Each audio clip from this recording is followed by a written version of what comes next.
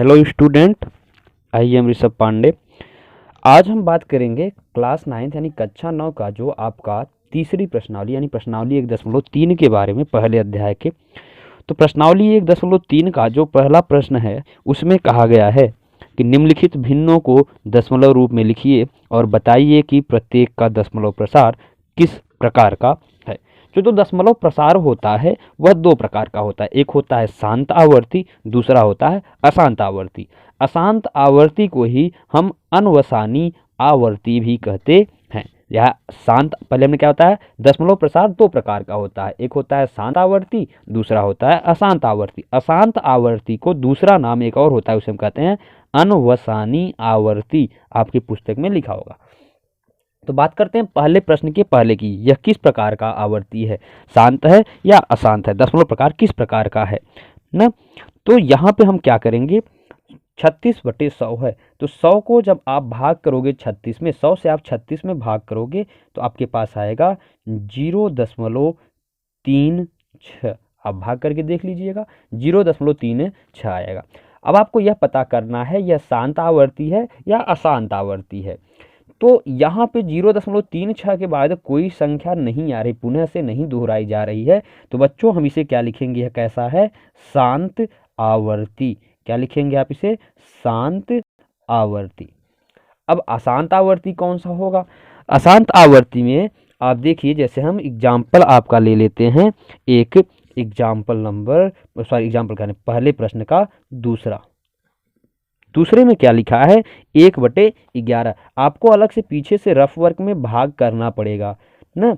जैसे मैं अगर यहाँ पर भाग करके दिखा दूँ आपको, 100 से भाग करेंगे आप 36 में, तो यहाँ पर 36 से जाएगा नहीं, आप यहाँ पे दशमलव बढ़ाएंगे, 1 0 आ गया, 100 3 300 ना, फिर 60 आएगा ना। अब यहाँ पे फिर आप 1 0 बढ़ा सकते हैं क्योंकि दशमलव आपने ऑलरेडी लिखा है, 100 छक्का 600 कट गया। तो ऐसे ही आपको पीछे रफ वर्क में भाग करना पड़ेगा। 1/11 में जब आप 11 से 1 में भाग करेंगे तो यहाँ पर आएगा दशमलव। देखिए 11 से भाग करना है 1 में आपको, ठीक है।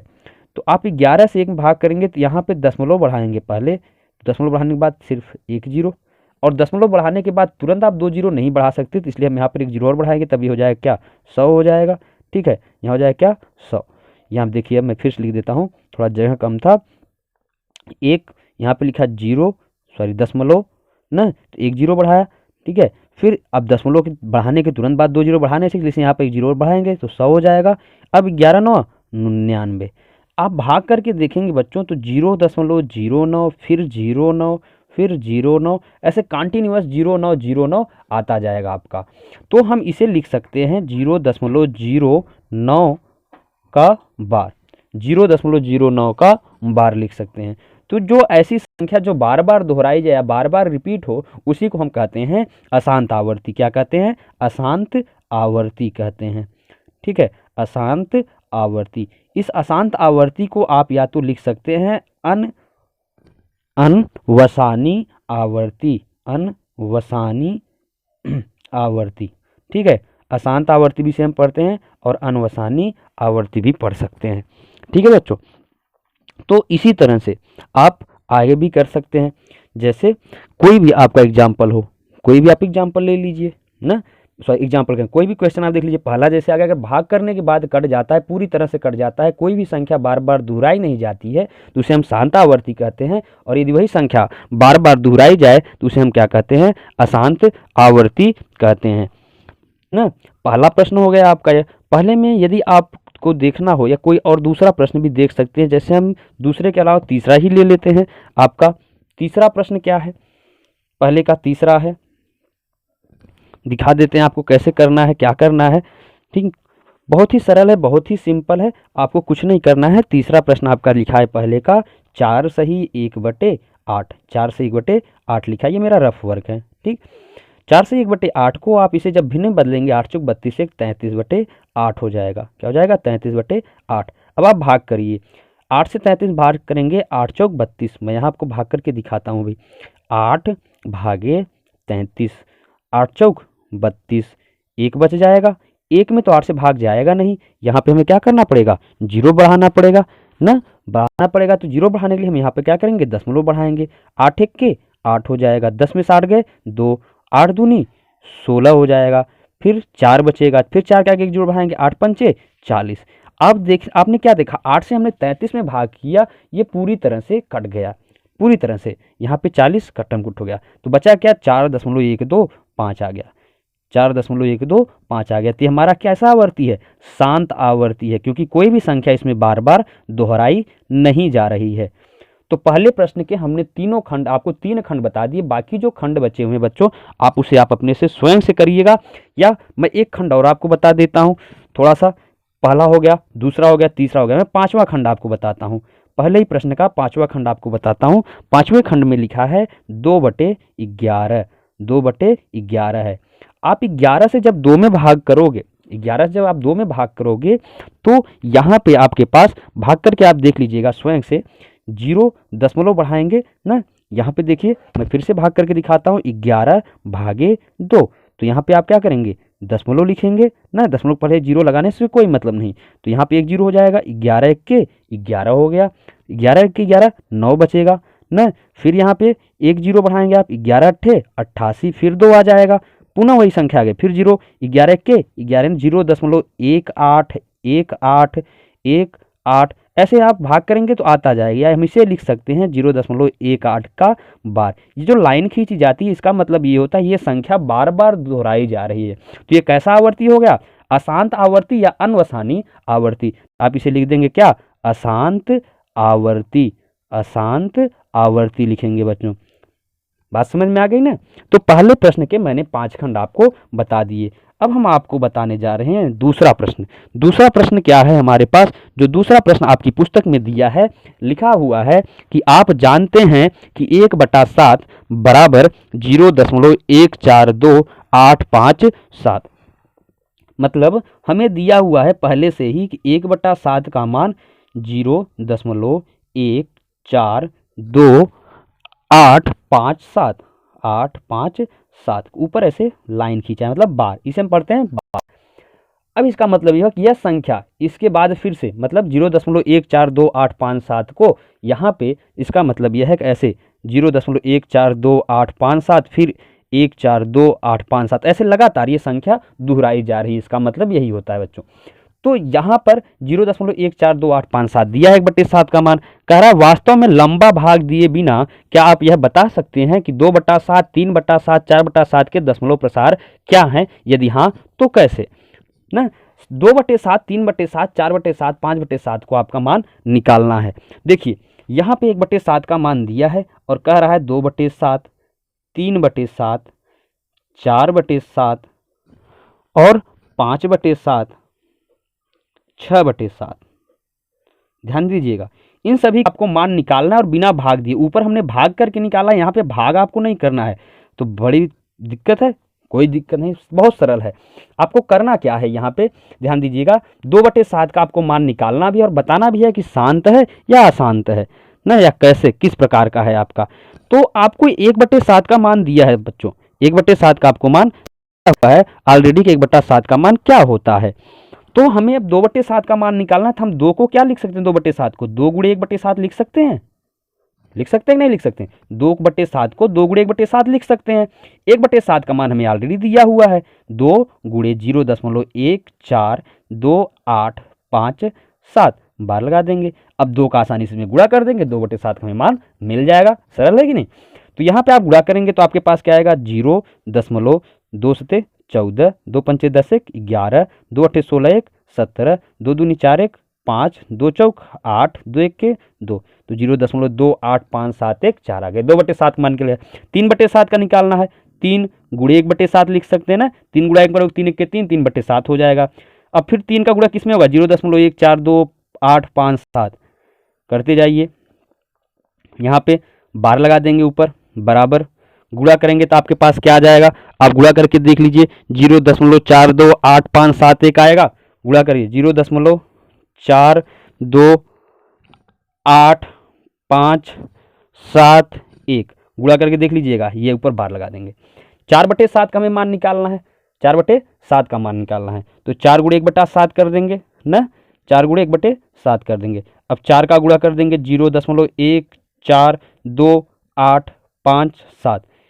ठीक है, क्यों? क्योंकि 1/7 का मान हमें दिया हुआ है ऑलरेडी यहाँ पे, इसलिए हम 1/7 के स्थान पर हम इसको लिख रहे हैं ना। तो 1 4 2 8 5 7 गुणा करिए आप, तो 4 से 28, 4 पंचे 20 2 22 और 4 अठे 32 2 34 और 4 दूनी 8 3 11, 4 चौक 16 1 17, 4 1 के 4 1 5 0.57 12 आ गया। इसी तरह 5/7 का भी आप गुणा कर दीजिए, तो 5 गुणे 1/7 हो जाएगा। 6 का भी गुणा कर देंगे, 6 गुणे 1/7 हो जाएगा कि नहीं? तो 5 गुणे 0.1428 5 7 आ जाएगा, बराबर 6 गुणे 0.142857 हो जाएगा। इसके ऊपर बार लगा दीजिए, यहाँ पे भी आप बार लगा दीजिए। गुणा करने के बाद आपके पास क्या आएगा, आप यहाँ पर आसानी से लिख सकते हैं। तो गुणा करेंगे तो हमारे पास क्या आएगा यहाँ पर, 5 सत्ते 35, 50 25 3 28, 5 अठे 40 2 42, 5 दूनी 10 4 14 न, 5 चौक 20 1 21, 5 1 5 2 7। तो ये आपका हो गया। 6 का भी गुणा कर देंगे इसी तरह, 6 से 42, 6 पंचे 30 4 34, 6 अठे 48 3 51 और 6 दूनी 12 5 17 न, 6 चौक 24 1 25 और 6 के 6 2 8। ये हो गया, ये आपका उत्तर हो गया। बात समझ में आई? तो इस तरह से हमने क्या किया, पहला और दूसरा प्रश्न आपको सॉल्व करके दिखा दिया कि किस प्रकार से आपका पहला प्रश्न होगा और किस तरह से दूसरा प्रश्न होगा। अब हम बात करते हैं प्रश्न संख्या 3 की। जो आपका प्रश्न संख्या 3 है, तीसरा प्रश्न यानी आपके पास जो दिया गया है, उसमें क्या करना है आपको ना। तो तीसरे प्रश्न की तरफ चलते हैं। तीसरा प्रश्न लिखा है, निम्नलिखित को P/Q के रूप में व्यक्त कीजिए। निम्नलिखित को P/Q के रूप में व्यक्त कीजिए जहां P और Q पूर्णांक है तथा Q का मान 0 के बराबर नहीं है।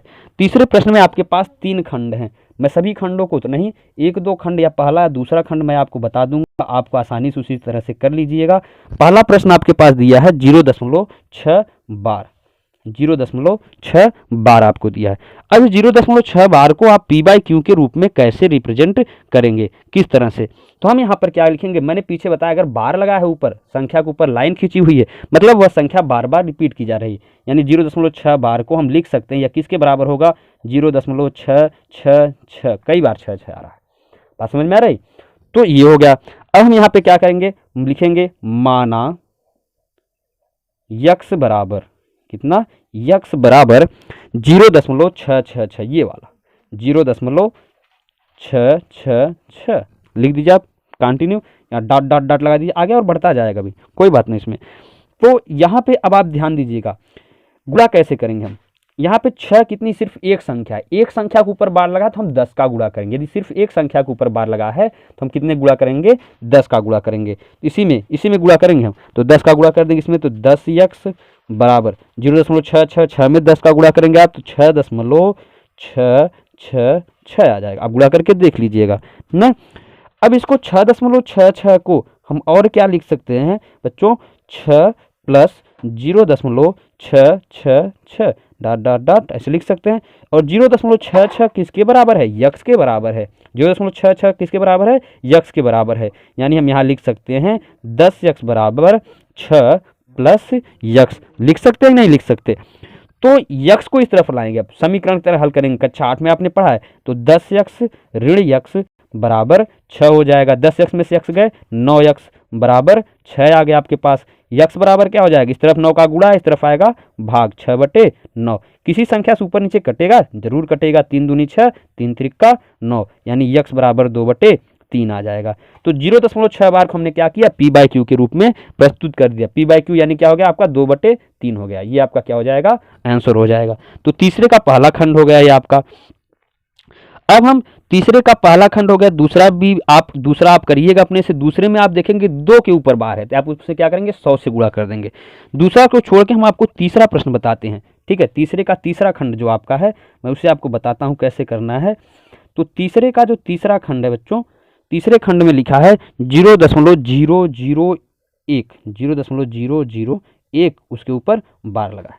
मतलब ये 3 संख्या बार बार दोहराई जा रही, 3 संख्या बार बार दोहराई जा रही, मतलब 0.001 को हम लिख सकते हैं, बार को हम लिख सकते हैं 0.001, फिर 001, फिर 001, ऐसे यह संख्या बार बार दोहराई जा रही है। तो हम यहाँ पर क्या करेंगे, यक्स बराबर मान लेंगे इसे, यक्स बराबर क्या मान लेंगे आप, जैसे ऊपर मारने थे तो हम यहाँ पर लिखेंगे माना यक्स बराबर 0.001 डॉट डॉट डॉट, बार बार वही संख्या आ रही। अब आप ध्यान दीजिएगा, अब किसका यहाँ पे 10 का गुणा किया था, क्यों, क्योंकि यहाँ पर सिर्फ एक संख्या के ऊपर बार था। यहाँ पर कितनी संख्याएं हैं, 1 2 3 संख्याएं हैं, तो तीनों संख्या के ऊपर बार है, तो यहाँ पर हम क्या करेंगे, मतलब 10 दहम्मा 100 दहम्मा 1000 का हम गुणा करेंगे। अगर दो संख्या के ऊपर सिर्फ बार होता, जैसे दूसरे वाले प्रश्न में आपका लिखा है 0.47 बार लिखा है ऐसे, दूसरा जो खंड है तीसरे का उसमें ऐसे लिखा है, तो यहाँ पे हम क्या करते हैं, यक्स के में 100 गुणा करते हैं, लेकिन यहाँ पर 3 संख्या के ऊपर बार है इसलिए 1000 गुणा करेंगे। 1000 यक्स बराबर आपके पास क्या आ जाएगा, यहाँ पे 1000 जब आप इसमें गुणा करेंगे तो 1 यानी 1.001 फिर 001 डॉट डॉट डॉट। अब इसको हम क्या लिख सकते हैं, फिर से वही अलग अलग, 1000 एक्स बराबर 1 प्लस 0.001 001 डॉट डॉट डॉट। अब यह किसके बराबर है, यक्स के बराबर है, तो 1000 यक्स बराबर 1 प्लस यक्स हो जाएगा ना, यक्स को इस तरफ लाएंगे, 1000 यक्स माइनस यक्स बराबर 1 आ जाएगा, घटाएंगे तो 999 यक्स आ जाएगा बराबर 1 आ जाएगा। यक्स बराबर आपका यहाँ पर मान कितना आ जाएगा, 1/999 आ जाएगा, 1/999 आ जाएगा, ठीक है, 1/999। आपका ये क्या हो गया, पी बाई क्यू के रूप में हमने लिख दिया, ये आपका क्या हो गया, उत्तर हो गया ही। अब दूसरा वाला जो खंड है इसका आप उसको आसानी से कर लीजिएगा, दूसरे खंड में आपका यही कहा है 0.47 बार है, ठीक है ना बच्चों, 0.47 बार है। तो इसमें आप क्या करेंगे, यहाँ पे आप 100 का गुणा करेंगे, जहाँ पर मैंने 1000 किया फिर 10 का किया। आप एक चीज़ ध्यान रखिएगा बस कि यदि एक संख्या के ऊपर बार है तो 10 से गुणा करेंगे, 2 के ऊपर बार है, 2 संख्याओं के ऊपर बार का चिन्ह लगा है तो 100 का गुणा करेंगे, और 3 संख्या के ऊपर बार लगा है तो आप 1000 से गुणा करेंगे ना। तो ये आपका प्रश्नावली 1.3 का तीन प्रश्न हमने आपको बता दिए हैं। इस तरह से आगे के प्रश्न हम बताते रहेंगे। नेक्स्ट वीडियो में अगला क्वेश्चन अपलोड करेंगे। Thank you so much.